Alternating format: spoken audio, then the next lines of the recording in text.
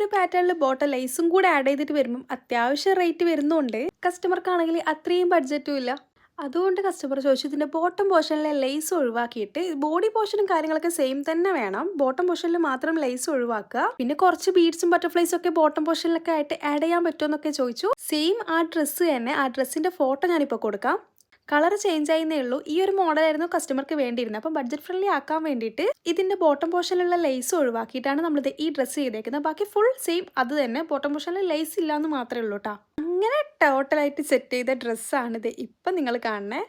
Almost എല്ലാ ഷെയ്ഡിലേക്കും നമുക്കിത് customise ചെയ്യാൻ വേണ്ടി പറ്റും. പിന്നെ വെറൈറ്റി ആയിട്ടുള്ള ഷെയ്ഡൊക്കെ വന്നാൽ ഞാൻ കുടുങ്ങി പോട്ടെ, കാരണം ഞാനിത് ലേസ് ഡേ ചെയ്തെടുക്കലാണ് മിക്കപ്പോഴും. നമുക്ക് റെഡിമെയ്ഡ് ആയിട്ട് എല്ലാ കളേഴ്സിലും ലേസ് അവൈലബിൾ ആയിട്ട് കിട്ടൂലല്ലോ. ലാവൻഡർ, ബ്ലൂ, വൈറ്റ്, വൈനി ഇതൊക്കെ നമുക്ക് റെഡിമെയ്ഡിലി അവൈലബിൾ ആണ് കേട്ടോ.